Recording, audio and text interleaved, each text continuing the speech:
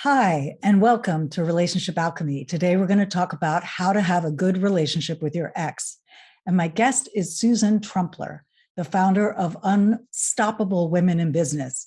She is an international speaker, coach, podcaster, and author of the upcoming book, Oh Shit, I'm in Sales, An Entrepreneur's Guide to Making Sales Your BFF.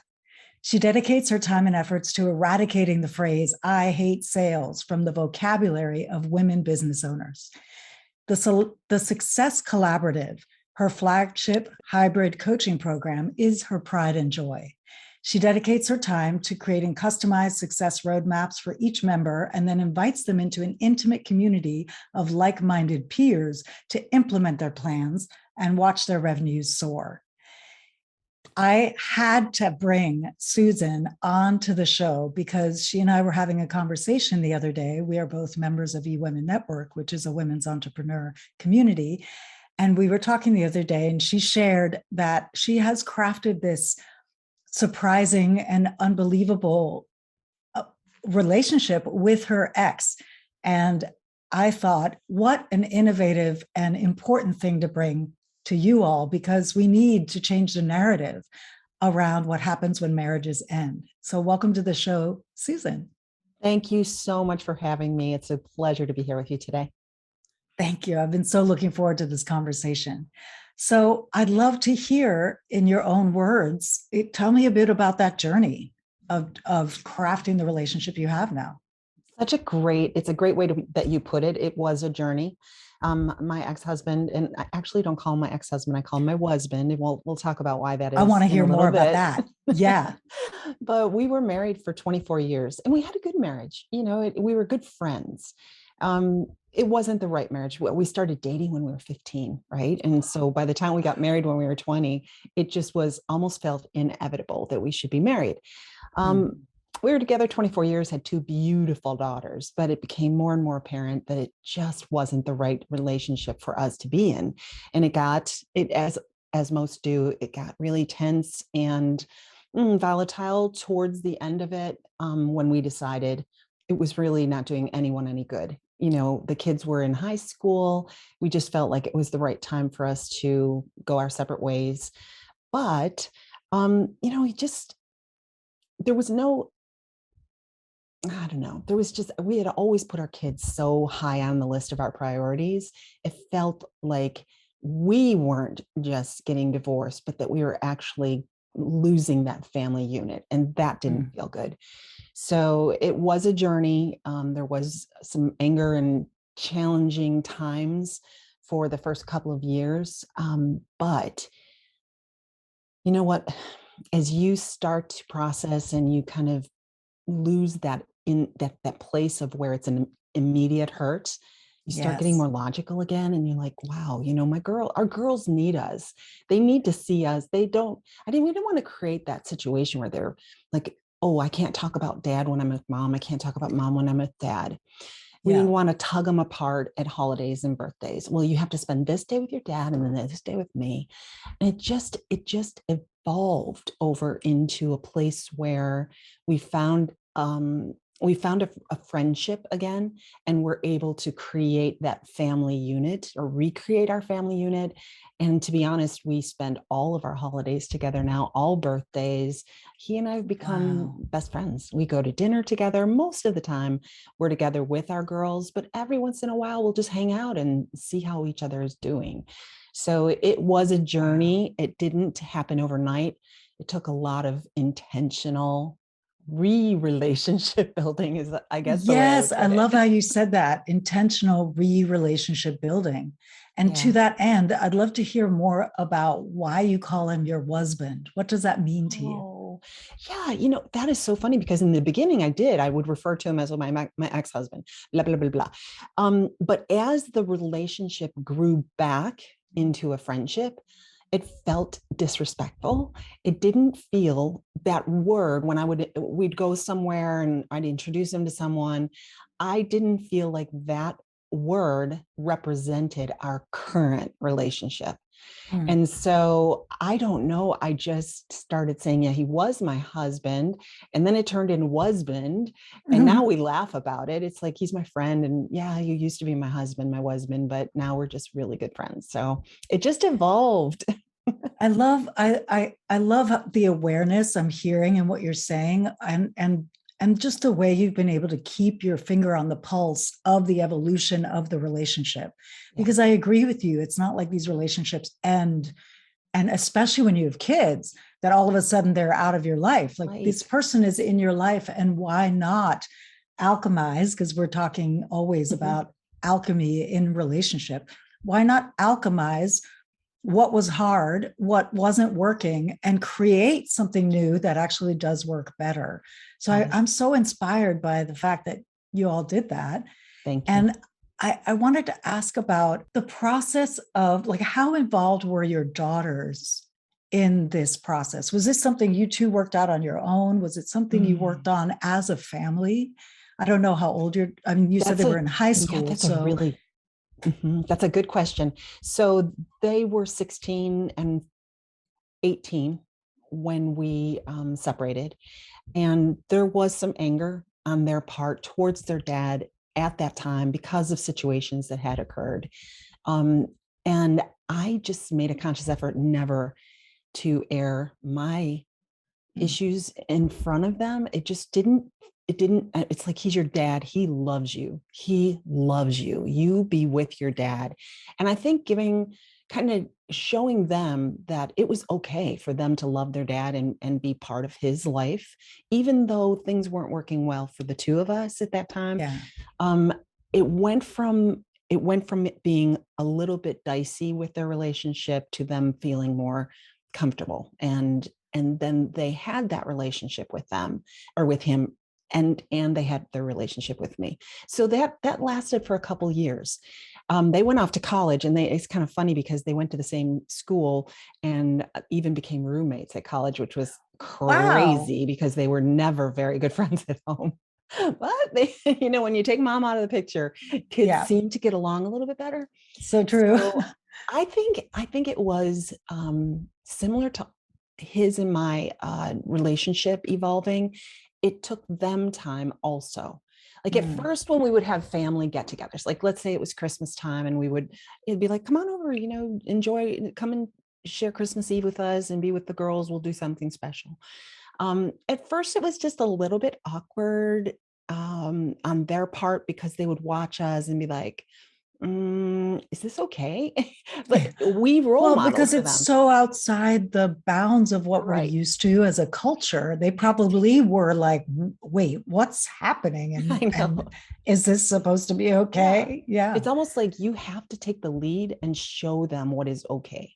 And Yes. be the grown up, even though it was a little awkward. It just, you have fun with it, and eventually it becomes more natural.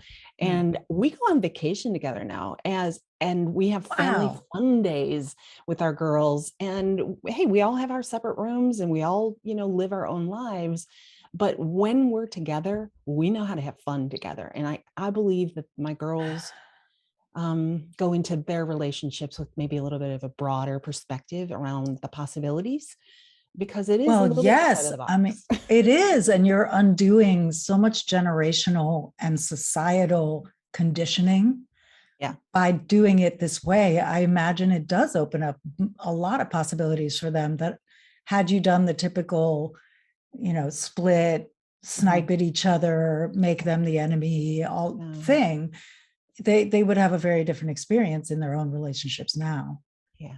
I'm You know, curious, what were the practices, if anything, or mindset practices, whatever you used, that mm, helped you keep yourself clear about this is our stuff, and then he's their um, dad, and this is, I'm not going to infect that relationship with my stuff, the way you described in those first 2 years of being mhm. so clear, like, he's your dad, you need to have your own relationship with him, and not bringing your stuff into that. Such How a did great you do question. that? That is such a great question. I thank God every day that I am a coach because Yeah, I was my best client for quite a while, from a mindset standpoint. So, um, here's the first thing. There's a couple things I'd like to say on this topic. The first thing, and I know anyone, believe me, if anyone is listening and you're in the middle of the maelstrom right now, I understand if you're like not being able to see the yeah, possibilities on this.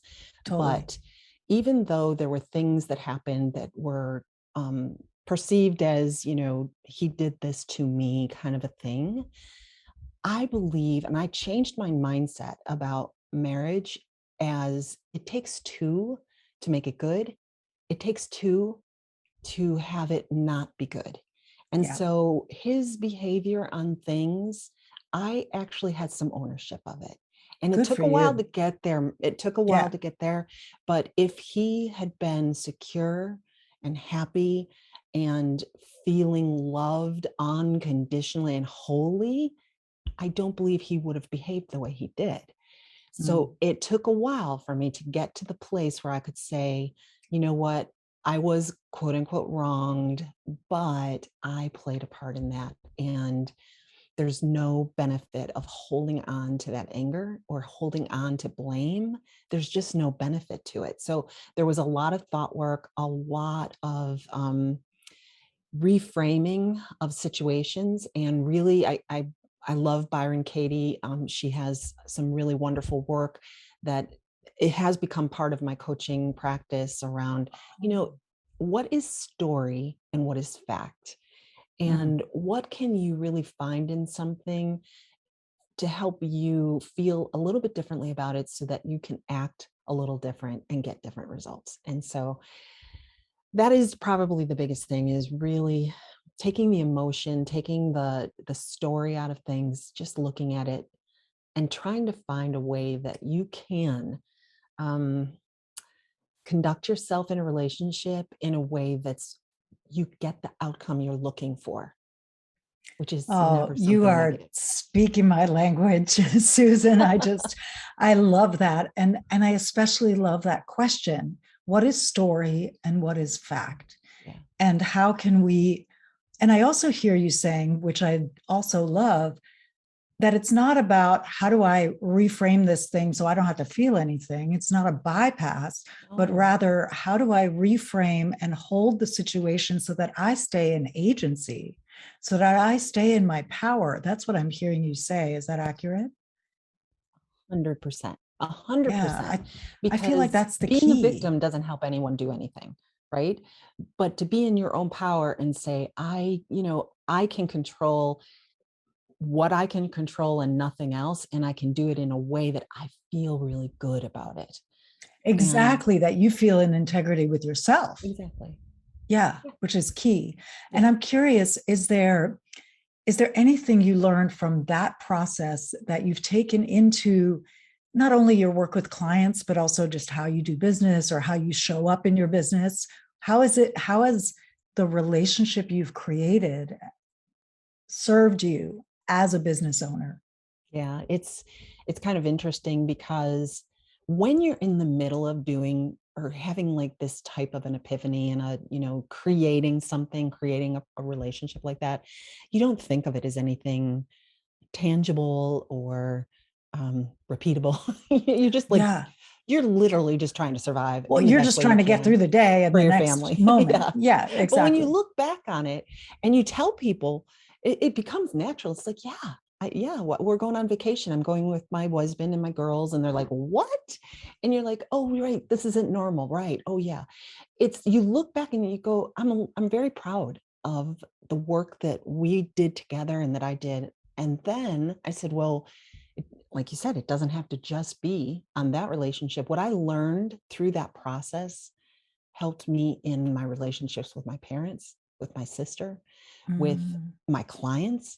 It is the process of really, really um, being very purposeful and intentional around the way you see everything in your life, and always trying to use that is it real, is this a story I'm telling myself? What is the outcome going to be if I continue down this pathway? Is that what I want?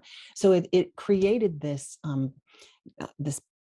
process that I can use on a daily basis to coach myself and to inspect all areas of my business and my life. I love it. I It was a love benefit. that. Yeah, Yeah. that's a huge benefit. And I want to highlight that piece about coaching yourself, because ultimately that's what each of us has to do. It's great to hire coaches. I'm a coach, you're a coach. We both, I'm sure, we love to serve people and having more clarity, having more agency, getting what they want. And ultimately, you have to learn how to coach yourself. 100%. You've given us just such a beautiful template for how to do that today. I want to come back to the Byron Katie mention. Is there a particular book of hers that was helpful to you that my listeners might want to read? Yes. As a matter of fact, one of her very first book is called Loving What is the foundation of the coaching model that I use. I've been introduced to it by several thought leaders, but Byron Katie in that book asks you to ask yourself 4 questions. And it starts out with, is this really true?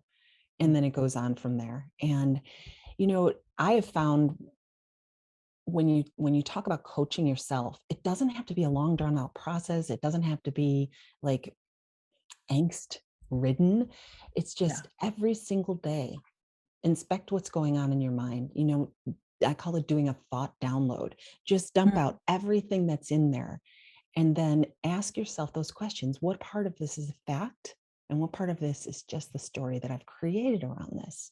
And do Exactly. I want to keep it? And do I want, so you can put any topic down. It could be a situation that happened. It could be something that's coming up, and everything that you think about it. And when you look at those thoughts, oh my gosh, you're like, wow, I am definitely making a story out of this. And that's the beginning. The awareness of what's going on inside of your mind is the total catalyst for you then to take agency, decide what you do want to think about things, and then the actions just flow from there, the proper actions that get you the results you're looking for. Yeah, so beautifully said, because the majority of our thoughts are really regurgitated out of what we've learned from our families and culture and education. So many of them are not even really ours, so to speak, entirely, but then we take them as real. And so this Completely. process of stepping back that you're describing, writing them all down and going, yeah, that's fact. Oh, that one I'm making up, maybe because I have some experience in my childhood that makes me think this way, That's right? exactly right. And part of how we get free is to be able to discern the difference instead of lumping it all as true. So I love how you laid that out so clearly. That's going to be super useful for everyone. I would love to know how our listeners can connect with you. What's the best way if they want to learn more about your work and connect with you? How should they do that? Thank you very much. Yeah, I'm really excited. The book is coming out at the beginning of November, and I they love can the find. title. Would you say it again? It's so good. Well, you're very blatant. I usually go, "Oh shoot." I'm in sales. Because it's so funny. Women entrepreneurs, which are the people that I serve, they go into business because they are so passionate about doing something, putting something out into the world. Yeah, And then they find out, oh no, I'm a salesperson. I never wanted to be a salesperson. Oh my exactly. gosh. And so the book is really all about how to change that blueprint, how to become someone who doesn't see sales as sleazy or pushy and can really embrace it, that it can be fun and it's just creating connection and It's relationship. about connection. It is. It's really just another form of a relationship. It's not anything. Well, but anyways, so Agreed. No, yeah, I agree. It's all about relationship. Yeah. it is. My website is Unstoppable Women in Business. And I have a podcast also by the same name, Unstoppable Women in Business. Great. And I do have a free masterclass that's available that if anybody wanted to just learn about how to create really authentic, connected sales conversations, it's called Getting to Yes Faster. It's available at gtyfaster.com in case anybody is interested. My pleasure. Fantastic. I'm going to drop all these links in the show notes. So if you're driving, you don't need to pull over and write this down. You'll have it in the show notes. And I just want to thank you so much for being here today. I've really enjoyed this conversation. And it's important to me at Relationship Alchemy that we really begin to change the narrative around relationships and recognize that we each have the power to create relationships that are unique to us, that are true for us, that sustain us, that it doesn't have to look how they've looked before. And you're just such a prime and skilled example of that exact journey. So thank you for being here today. Oh, thank you for having me. I think it's an important message to get out to people, especially at times when they feel like there isn't hope. Just know that it's there for you. It's there. Amen. It's there for you. Yeah.